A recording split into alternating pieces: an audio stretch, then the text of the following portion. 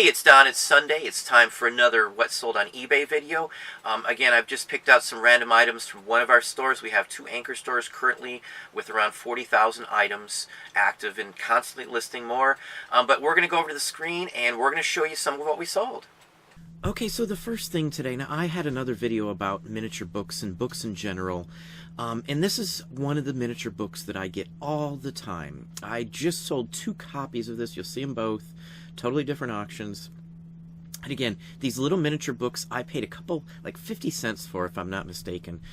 This is from one of my pickers. It's actually a newer version. This is like from the 40s or somewhere in that range.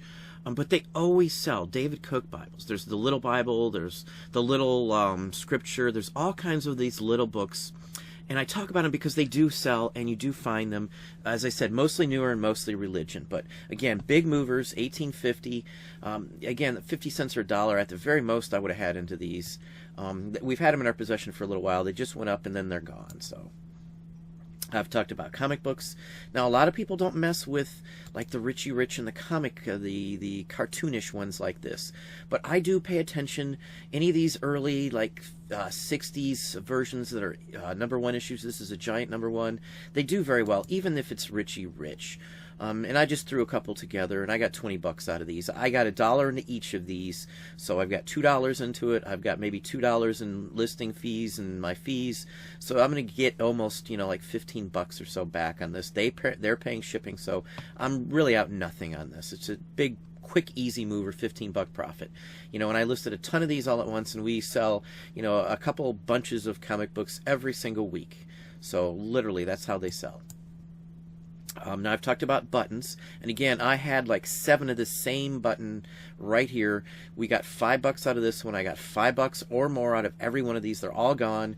And I've got nothing into these buttons. I buy big sheets and cards of these at sales for $1 or $2 a piece, or bags of buttons. They have to be realistic looking images, like baskets of fruit, birds, or something like that. Literally figural, like literally looks like an animal or something. But we put these up for $7.50 for pretty much anyone, $7.50 or higher for everyone. If they're metal, $14 or higher for every one of these. And we sell probably 80% of them within the first 2 or 3 months, literally. Big, quick, easy money on these. Postcards again. Now I talk about California. This was up for like an hour, maybe 2 at the most. This paid for, a good chunk of one of my workers' shifts. And as you'll see, there's going to be quite a few more in here. This time, again, I just picked some random items. I think most everything in here is paper, other than a couple items that I showed in some hauls. We sold a wide mix of stuff, a ton of records. I sold some more of the clothing as we're blowing it out. I think we sold 7 or 8 pieces of clothing, 1 or more a day this whole last week. But again, I'm not going to mess with showing you the clothing. Everybody sees that. We sold some electronics, a bunch of records, as I said, some slides. I sold an 8mm movie or 2. Toys, we sold a bunch of toys, so it just goes across the gambit what we sold. On this one here, we got 15 out of it. I showed this in a haul actually a little while ago. We just started putting them up. This one sold fairly quick, and so did a couple other ones. So we've already paid for the listing fees and all of that stuff, plus my labor off of the few of these that did sell right off the bat. So after this point, it's residual for some of these labels and things like that. This is from like 1899-ish, 1890s. This would have been on a bottle of the day, real fancy one too. I've seen a real picture of the bottle that this went to actually. Let's move on here. Again, this is another one. This one was up for about 2 or 3 hours max. With the few that sold right off the bat, he had paid for the employee's shift, and then I had another one listing stuff too, and again we paid for his shift the same day it went up, within hours. Sometimes we're lucky enough that we'll sell one off one of my employees' shifts right off the bat for more than his whole shift. This one it took a few cards, but again there's 70 or 80 more that he got up on that same day, and we sold 3 or so that paid for his shift and made us a profit off of all of those cards. So that's how this works for us. Again, I've said this before, that's how it works. That's what we do. I list a bunch of stuff. We'll have several employees. They'll just bomb with as much as they can get up on that day. We'll sell a bunch of them, we'll pay for the shift, and then daily after that for a few days we'll sell a couple more, and then it's residual income on all these items. This one's up for a little while. It's an advertisement for Nantucket Cliffs. Now that's the reason this person bought it. They're in the area, they liked the image. They're going to do something with it for Historical Society or something, but I took 20 on it. Again, it's been up for a little while, so I could care less. 20 bucks, I've got pennies into this thing. Let's see here. Again, another postcard. This one's not California, but it's on the coast up there. And it was a decent one. Hot Lake, I think Hot Lake Sanitarium. It sold fairly easily, fairly quick. Yeah, this one was only up for, about 2 days or so. But again, that's how these are. You'll put a bunch up, and if they're decent cards, they sell quick. And again, I only have $1 or so in any one of these postcards. This one was $1. This one sold literally like it was up for 2 hours maybe. This one I might have put a little more on it next time if I get another one like this.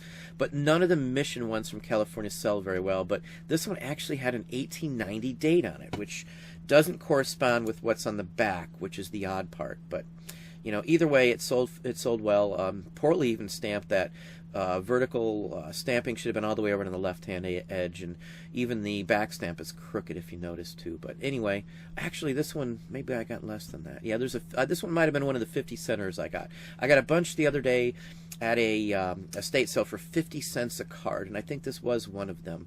I know we threw a bunch of those together with some of the ones we were getting ready to list because they were California, and that may have been one of them. But I know we didn't pay more than $1 for that one. Now I had a couple of these. One person bought 2 different ones of these. This is just a cigarette trade card from Kimball, and they're fairly common. We took $27.50 on that one, and then the same person bought this one for $37.50. Combined shipping, they paid the $3.50 shipping, and then off they went. This one was the nicer card. It's got a nice back on it. It's larger than most. It's about a postcard size. And cigarette collectors, when you see the tin signs and stuff, you'll run into these at those type of collections, those type of estate sales as well too. Tobacco card collectors are everywhere. You can see them and find them in even sometimes garage sales. I've turned up cigarette card books and stuff, or later ones though, still from the 20s and 30s, but they still sell if you have the right one in it. We've sold some individual gum cards from that era, tobacco and mint and candy cards from the 20s and 30s for $200-300 a card on many occasions. So age isn't always a specific factor in the price on the cards. Content is more important. This one here was up for a little while. This is one of those 50-cent bin items that I found. Nothing fancy, nothing really that elaborate, but $17.50. Maybe we've got 45 cents into listing this, and that's about it. Maybe $1, maybe at the most. Now that I look at the background image, so even at $1, I've got 50 cents or thereabouts into this thing. I'm still making 14-15 bucks on literally nothing. This is just a small piece of paper. Bought it in bulk somewhere probably. Next item here. This was a neat card, die cut, the whole works. This one was up for a little while, well worth the wait, for $1 investment, probably less actually, because I don't usually pay more than that on these religious ones. So it's probably a few cents, maybe a quarter or something, or maybe this even came from a bulk. I've got a ton of these kind of things. But $17.50, I've got a buyer that buys a lot of these religious ones, and I'll usually put a bunch up at once. I actually think they did buy several at the same time, but really nice color. The silver was immaculate on the edges there. The curled up corners are made to look like a silvery metallic. It's really a neat card, actually. Let's see here. This one was up for a little while.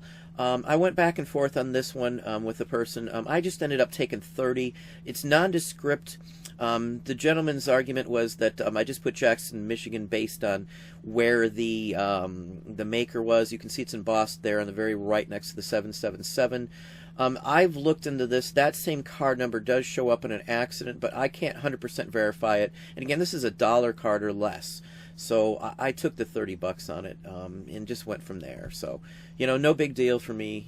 These are still a good profit margin. This was up for maybe 4 weeks, I want to say. So 30 bucks. I got 10 cents into listing this at the very, very most if it rolled over into the second month. And nothing into purchasing it. So I made 25-26 bucks off of this. They paid shipping as always.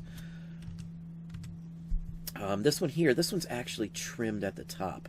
If you look where the boy at the very top is pouring into that big can, it's trimmed around him. This one sold though because of Uncle Sam in it, and I did take $34.50 on it. It's not a common card, so stuff like this does sell. This was in a bulk purchase. I bought a bunch of these cards at a like an antique show, like one of those once a week or once a month events, that they show up here at a mall or something like that. I bought a whole bunch of these actually. Not the same card, but same type of material. Again, I talk about these all the time. This one was $35 I took for it. Again, who knows what these are worth. Average price range on most of these is like $15 to $30. I put $57.50 on them. And we've sold a ton of these. I paid for the shift that it took the two employees. One took photos and another one listed for these. You know, I've got 2 days invested, long since paid for their shift, just on a couple of selling, just a couple of these. And one person bought like a dozen of these all in the same day, doubled my money on it, paid for the items, paid for the shifts and the whole work. So again, residual income from this point on. Another postcard. This one I marked down. I think we took 27 on this one. Yeah, 27 on this one. So it was interesting. World War I. It's a German one. Just an interesting card in general. You can see the Deutsches, Deutscher Frauen, women, flower women, something along that line. But let's move on to the next one. Another one of those posters. I think I got like, yeah, $18.50 I took out of this. On these ones, I listed a whole bunch of them for, you know, $57.50 or higher. I sold a bunch at that. As they staggered off to very little sales, I dropped them down to $34.50. Sold a bunch more, and I've literally got like a handful of these left. I'm just keeping it at $24.50, and we'll mark them down from here to there. I'll take $15, $20 probably is what I average on most of the rest of them. So good investment. I paid like $1, I think, on every one of these. And I bought like 70 or 80 of these all at once. This one was up for maybe 40 minutes, literally, on this one here. I think I took $37.50 on this one, yeah. And a lot of these don't sell very high. This one was an odder one, doesn't show up very often. Good, quick, easy one for us. I knew to put this one up right away. This was on the list because I had a couple of these, as I said. And I think I even showed some that sold last week from this same Libby McNeil and Libby corned beef maker here. This one I showed in the haul, so I figured I'd just throw it out here. I would consider this in the clothing category, at least where we store the stuff. So not a huge interest in my personal opinion, but it was a quick move. You know, I think we took $30 for it. I just got a couple bucks into it. You know, I made a quick $20 turnaround for, you know, nothing really, just a quick list. So easy one there. Another one of the photos, $34.50 I took for this one. Let's see here. Now this is something that I see occasionally, and I buy them from a picker $1, at the very most I'll pay for these. I saw every one for in the $30 to say $50 range. This is an empty box for a watch. Now I say these show up because a lot of people will find these in lots. People take the watch out, or any other reasons that you'll come across, you know, empty boxes. And most people pass them up. This was at the end of a sale. I got a bunch of these actually, and where they came from I don't know. Maybe they're display boxes or something. Maybe they cleaned out an old jewelry store and they figured they weren't worth anything because there was nothing in them. But I picked up every one of them. We sold almost all of them already in the same range. I think I took $35 for this one. Again, I put them up high. I don't care if $75 seems high or if it'll never sell at that. I always add the best offer. I will take a best offer on it, and usually if I, you know, get an offer at about half price on this, I'm fine, and that's why I do put these up higher. Because I'm happy, and then the person thinks they got a deal because it was originally $75 and they got it for $35. And that's about what these go for the most part, from us anyway. You'll see other people sell them. They might only get $10, $15 for them, but I hold out. I'll list, you know, some good pictures here, put, you know, Art Deco and the whole works in there, and it's a decent brand too. BOLO is a good watch for the most part. And they made gold watches too. Someone probably has a watch this will go into, and that's what they're going to do with it. So that would be a BOLO, empty vintage jewelry boxes. I sell them all the time. I always sell them, and I always sell every one that I get, as long as they're from like pre-1950-ish. That's the key. You know, the 20s are the best. Those are the ones I always look for. This is actually, I think this was metal and plastic too, but even if it was all plastic, it would still be a decent piece. These come in metal versions that are solid metal too, that are, you know, Art Deco, just like this. This is a nice one. Again, here's the other one. Two different people bought them. You can look and see. There's two different ones. This is number 2. I had like 6 or 7 of these at one time. They're all gone, of course, at this point. But all of the miniature books that I get sell. Every one. You know, and sometimes I'll run across a whole bunch. Sometimes I won't see one for weeks, you know. But almost every month I pick up a bunch of these. You know, at least the equivalent of 1 or 2 a week for the month. So, anyway. Next item here. This one was in a haul. Now, Miss Cookie's Kitchen. This is one of the few color forms that I do purchase. It has a sticker up there on the left. I actually took it off before I sold it, but and it's mostly there. It's missing 1 or 2 small items. The person was happy with it. This one was up for maybe, geez, 3 hours maybe. And again, no matter what, I've researched these items. I've researched almost every single thing that I have up online. Whether it takes the time or not, I've got people that list, so I'll research, price things with the posties you see on everything, and set them aside for somebody to photograph and list. That way, you know, sometimes this is all I do for the whole week. All I do is research and price stuff. That might be my whole week is just doing that, especially if it's in the winter and I'm not, you know, going out as many pics. I don't do as many pics, obviously, in the winter months, and I do other alternate ways to purchase merchandise. So in some months I don't need to go out. So like in December, I'm not a big fan on going shopping in December because usually the prices are higher. So December is one of those months that I usually just go to a picker once a week or something like that, and that's about all I'll mess with. We do a lot of family activities. The sales always roll in, and that way I have the holidays free with my family. And that's part of why we bomb all the listings through the summer when we've got the help. That's when you have the most help if you're hiring people, you know, that are in school and stuff, which is what we do, and that works the best for us. So that's just something to think about here, but let's move on. I sell, as I said, magazines all the time. This was issue number 48, the Monster Times. I've had other issues of these. Most of them do sell. This one sold because the $6 Million Man's on it. Now, if you're not familiar, they're redoing the movie. It's going to be, I think, Mark Wahlberg's playing the $6 Million Man. For me, it's Steve Austin is Lee Majors. You know, that's it for me. I grew up on this. I had the action figures. You know, I had Oscar Goldman. I had Bigfoot. You know, I had him himself, and then I had his chamber and the engine and the whole works. And this was something I played with when I was a kid. So I do look out for that stuff, and that stuff does sell too. This one sold straight out $14.50. This one I showed in a haul. The reason I got it here, took $7.50 for it. It was up for a week or so. It's not even in great condition, but these do sell. You can see some in much better condition selling for only $5 for a pair of these. So it's perceived value. Date it, title it correctly, limit what you got in it, and these things sell even like this. So anyway, again, California postcards. This was a neat one, really interesting. I embellished morning fog because that's literally what it looks like. Again, the person who bought this one bought like $60 or $70 worth. I think they bought the next one in here too. Yeah, they bought this one too, straight out, $34.50. Again, real picture postcards always sell like this. It's even got some stuff stuck on the back. I don't mess with any of that. It's not worth trying to get it off and risk ruining the card. And again, the person was happy. They bought, you know, as I said, multiple items from us, which happens all the time. These were up literally overnight. I sold these overnight from the day that they were listed. And again, you see a lot of paper in here. I'm trying to show some of the things. I've had more questions about this stuff than anything else, just because of the availability of paper and postcards in general. Postcards show up everywhere. And about the only place I don't see a ton of them is garage sales, but everywhere else I look, I run into postcards everywhere. Everywhere that I go. And I've mentioned the places, you know, thrift stores even find postcard books all together sometimes. But you've got, you know, flea markets, thrift stores, junkyard sales, whatever you want to call them, where they've just got a bunch of stuff sitting out. Any of these places, antique malls, antique festivals, auctions for sure, estate sales for sure.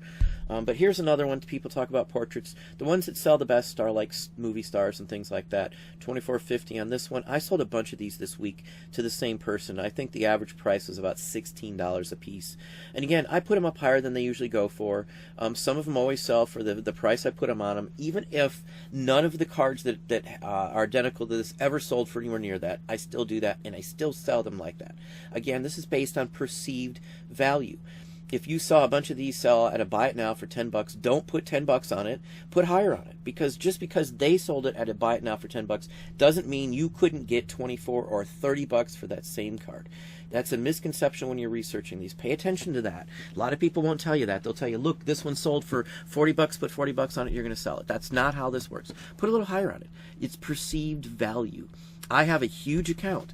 I have a ton of items. They, you know, people look at that and they judge on, you know, what I do, my business, my feedback, you know, all the good responses that I get, how I list it, how the quality of the photos are, and they judge on that. And this is like like window shopping. It's a spur of the moment deal. They're not going to go back and research, well, what did this last card sell for? That's why it doesn't matter. Now, clothing, different story.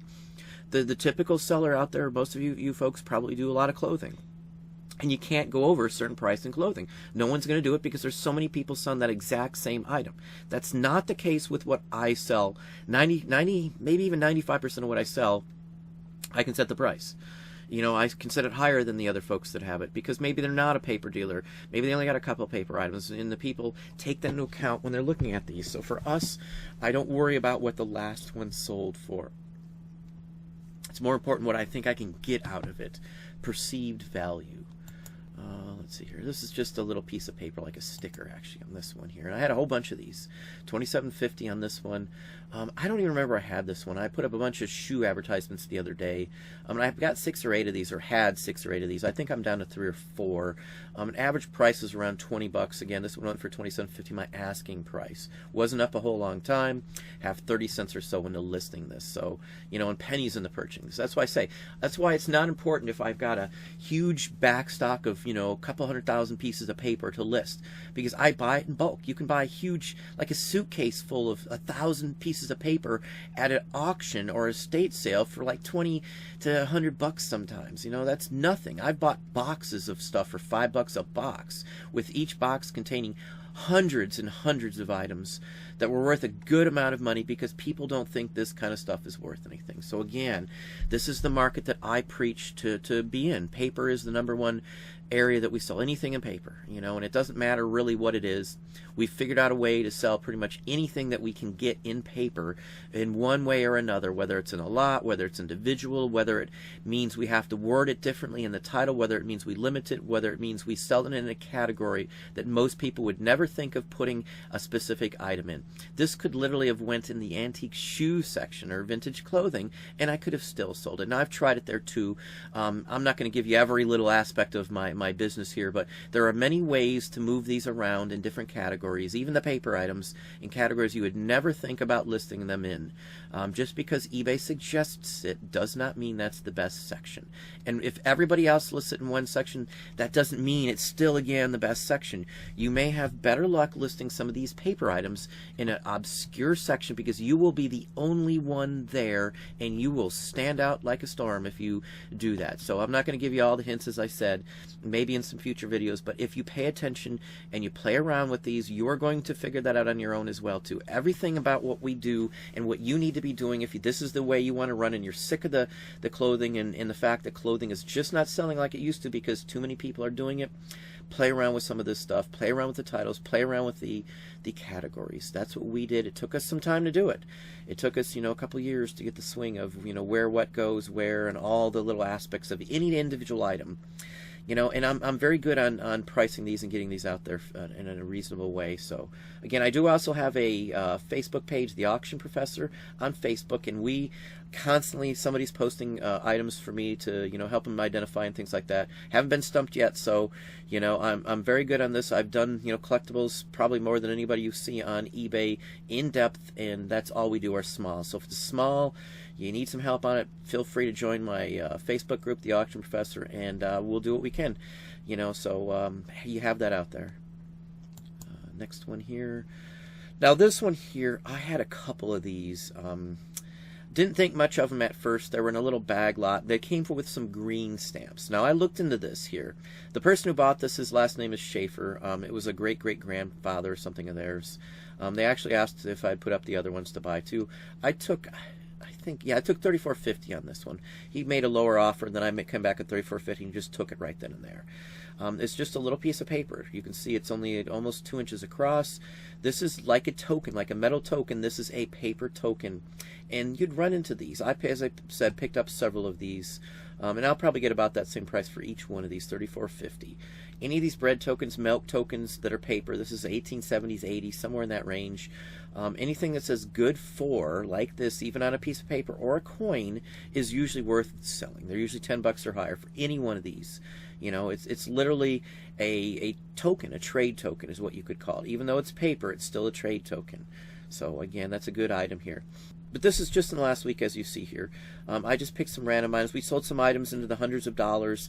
I sold a postcard for just over $3. We sold some trade cards for 110, 120, 140 range. Sold a record in that value too. So, you know, this week was, you know, a very good week still. even with the holidays. We had a little tick down this week from the prior week, but the prior week was up. So overall, we are still up a considerable amount in the 17 or 18% over last year as of right now. Down again, we were 20% or so up last week with the June 30th through the 4th era was fairly busy. I was surprised, actually. Let's move on here. But then again, it varies. For my projections from what we should be, we're right about where we should be. So actually, we're still actually up from my projections a few percentage, like 3 or 4%. And the last item, again, I sell these all the time. I took 20 on this. Person was very happy. Again, there's cloth ones of these. There's, leather printing or printed versions of this. There's a lot of different kinds of these roller skating labels, and you'll see some that are made to be sewn on jackets, because you could get like a Letterman style jacket for this too. But that's what I got. Hopefully that gives you some ideas, some places you can find some of this stuff. And again, we sell across the gambit. I sell vintage toys, toy soldiers we sold this week. I sold some sheet music. I sold a piece of pottery. We sold some camera equipment pieces, some hardbound books, more comics. I sold, I don't know, 5 or 6, 7, 8 lots of comics. I think we even sold a video game or 2 this week. So across the gamut, we just sell a lot of stuff. I'm keen on paper, and I like to show the paper because you're going to find paper more than anything else. I mean, at least if you're looking like I do, thinking outside the box, going to some of these sales. Even if you don't have pickers like us, you can go to the auctions yourself. I know some folks have talked about auctions not being in this area or that area. There's other opportunities, liquidation sales, going out of business sales, where they're selling off a whole business. I guarantee you, wherever you're at, there are going to be some type of sale that you can hit. And just because you're hitting the sale, you might not be hitting it at the right time. If you're going to an estate sale and you want to be lucky and you want to be, on the first group in, you got to be there before it opens by an hour or two, for the most part, depending on where you're at. Around here, people sometimes sit out overnight, believe it or not, for the right sale. You got to know who sells what and how good the estate sale companies are with pricing these items, because a lot of them may not be pricing the items correctly, and you need to determine which ones do that. Like some price all the furniture and the top dollar porcelain and stuff like that really high, and have no clue on the paper and price that really low. Same with toys and things like that. So I've got a list and know which, of the many, there's probably a couple dozen estate people around here that do estate sales. I know which ones I want to go to, and I have a list of the ones that, it says what they price well, what they don't price well, what I need to go there looking for, things like that. So, that's just what it is about, looking outside the box and investigating these things. You got to be there early. You got to be there and look at the stuff. You got to be there, the first one in the door sometimes. Sometimes it's better not to be the first one in the door, but for the most part, you want to be in the door in the first hour they open up before all the good stuff's done. And sometimes I might go back a second time if there's a bunch of stuff there that I think will be missed up and might be there the last day or two when they start marking down. They never mark down the first day or two on any sale I've ever been to. So you're not going to be able to get any wheels and deals on an estate sale until the 3rd, maybe in 4th day if they're running a long, huge estate sale. But, that's just the way it works. But that's what I have for you today. Hopefully that gives you some ideas. Well, there you go. That's what we sold. Again, I tried to throw some information in there, some sourcing and some other insider info on the items that we sell too. Hopefully you've enjoyed it. If you did, please hit the like button below. You can also hit the bell icon up top to be notified when we put new videos out. Subscribe and tell a friend.